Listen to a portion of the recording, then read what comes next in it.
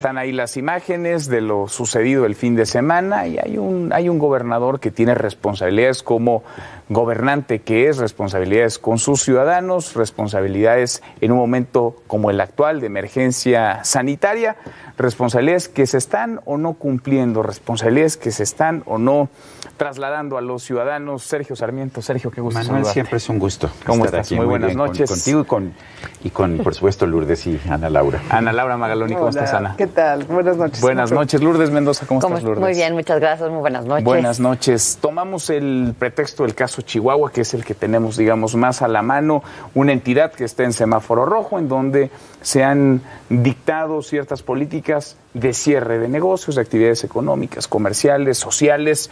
Sergio, pero hemos platicado en otros momentos de lo que han hecho otros gobiernos en México y en el mundo, otros gobiernos que para detener la ola de contagios, a pesar de que la Organización Mundial de la Salud recomienda ya no llamar al confinamiento masivo, restringir las actividades. ¿Cómo ves? ¿Cómo ves las cosas? Bueno, a ver, mi posición la he hecho clara yo siempre. Cuando hubo una situación similar en Jalisco, también cuestioné severamente a Enrique Alfaro, el gobernador de esa entidad.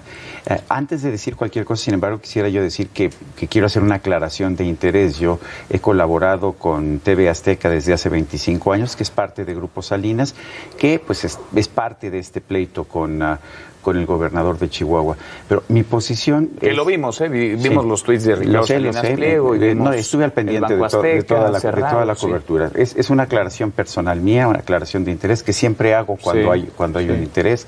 Tengo además un aprecio personal por Ricardo Salinas. Pero a ver, esta es una enfermedad que a mí me parece seria y se tienen que tomar medidas para enfrentarla.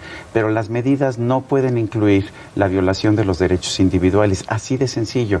Yo creo que el gobernador de Chihuahua fue a lo mejor con buena intención o con mala intención, no lo sé, pero violó los derechos individuales. No puedes usar la fuerza pública en contra de alguien que está cumpliendo sus derechos y mucho menos de alguien que está tratando de retirar dinero de un banco en un fin de semana de quincena. Yo no estoy de acuerdo con eso, siempre lo he planteado. Creo además que ni siquiera son medidas que funcionen. Lo que nos dice la experiencia es que te funciona hacer pruebas, te funciona aislar a quienes tienen contagios, te funciona usar mascarillas, llamados cubrebocas aquí en México. Eso es lo que te funciona. Pero violar los derechos individuales de las personas no te funciona para poner fin a una pandemia que sí es un problema importante. Lo que deberíamos hacer es que nuestros gobernantes echaran un vistazo a lo que funciona y a lo que no funciona, y en lugar de pensar que para combatir una pandemia tienes que violar los derechos individuales, restringir los horarios de trabajo, restringir el transporte público, que me parece peligrosísimo, o restringir el consumo de algún producto como pueden ser las bebidas alcohólicas, me parece que eso son tonterías que no tienen nada que ver con una política sanitaria. Ana Laura Magaloni, ¿cómo lo ves?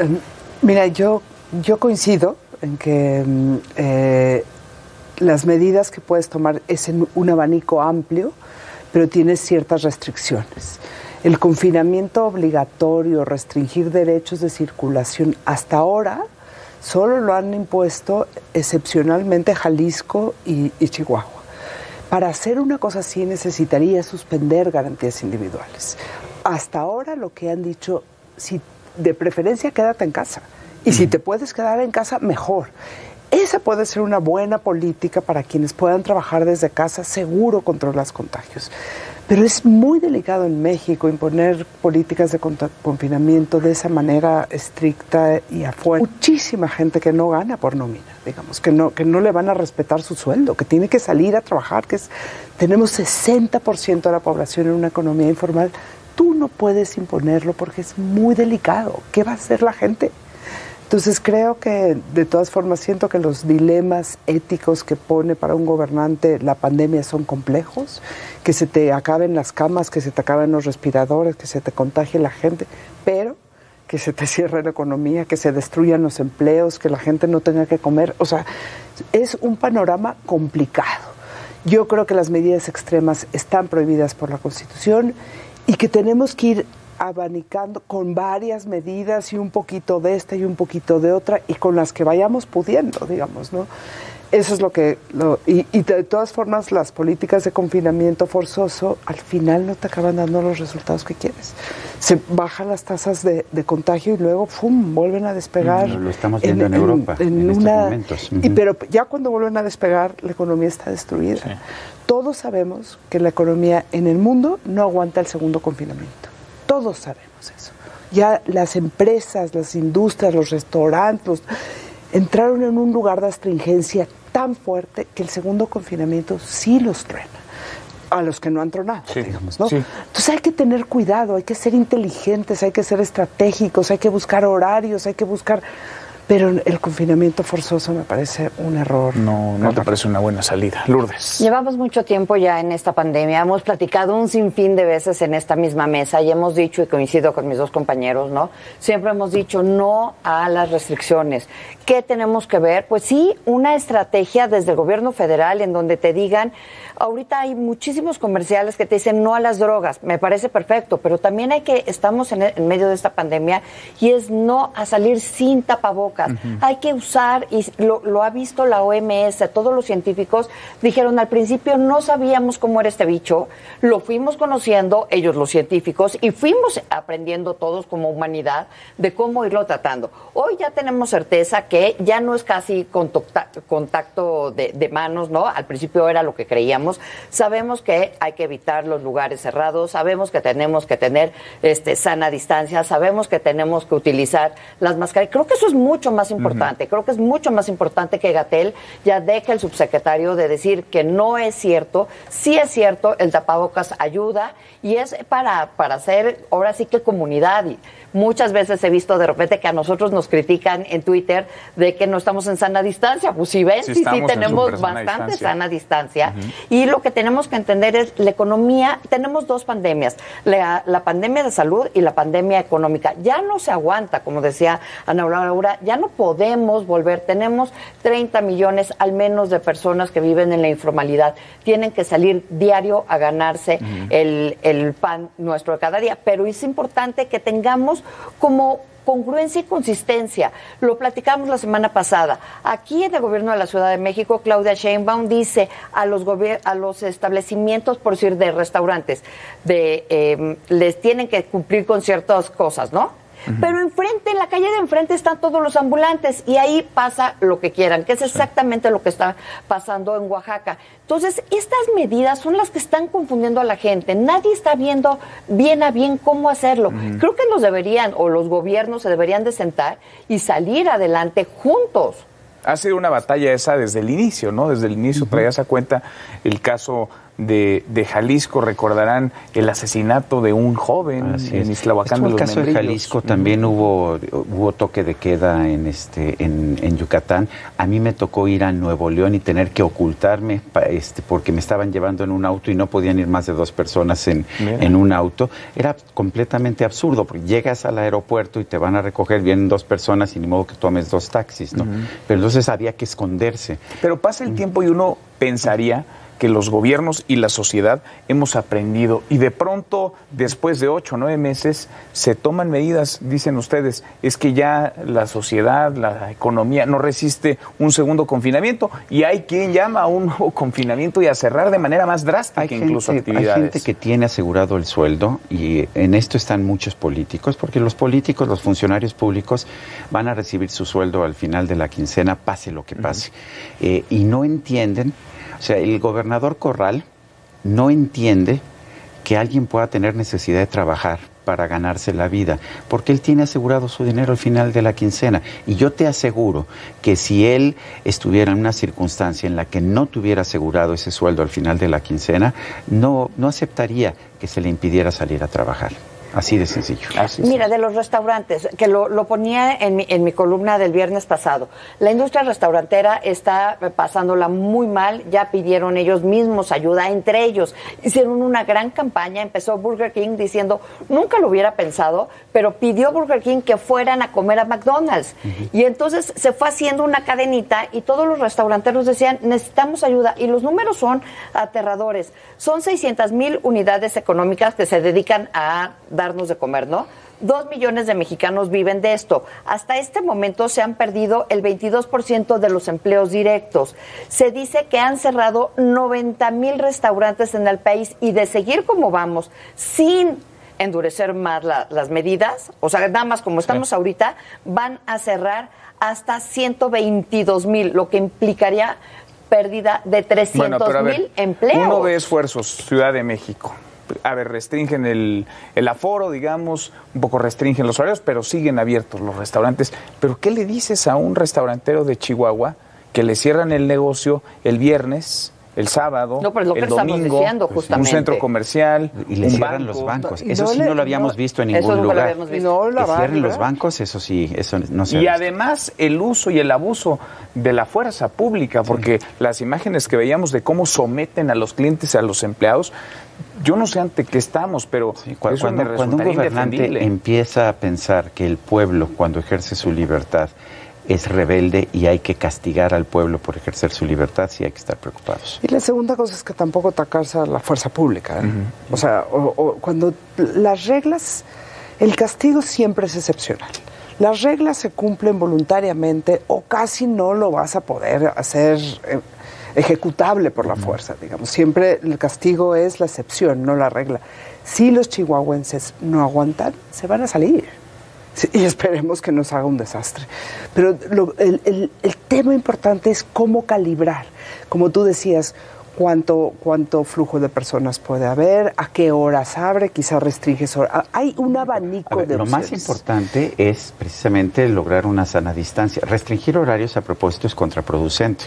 O sea, si tú le dices a la tienda, no puedes abrir más que de 11 de la mañana a 4 de la tarde, vas a saturar más. Si restringes los horarios del transporte público, como se hizo en Nuevo León, vas a saturar más. Si prohíbes la circulación de ciertos vehículos, como se hizo en la Ciudad de México, de los vehículos una vez a la semana, vas a saturar más. Si prohíbes fines de semana tiendas departamentales, se vas a saturar más. Lo que tienes que hacer es ampliarlos, ¿no? A ver, ¿cuál es el objetivo? La sana distancia. ¿Cómo logras la sana distancia? El flujo. Bueno, pues lo que tienes que hacer es tener horarios más amplios, ¿cuál debe ser el propósito de la autoridad en una tienda, por decirte algo? Bueno, que realmente se mantenga la sana distancia, que realmente haya 2 metros de distancia entre los clientes, que no esté llena la tienda.